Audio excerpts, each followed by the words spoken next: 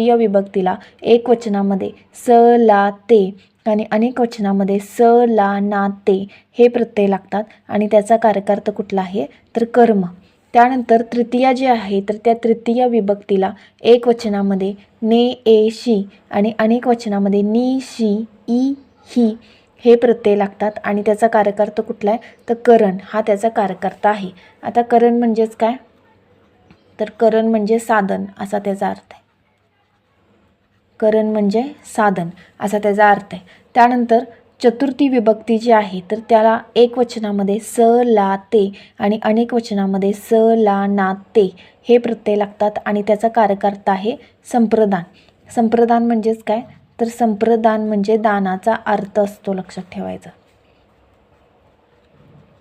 जिथं दानाचा अर्थ आलेला आहे तर तिथं संप्रदान हा कारकार्थ येतो. त्यानंतर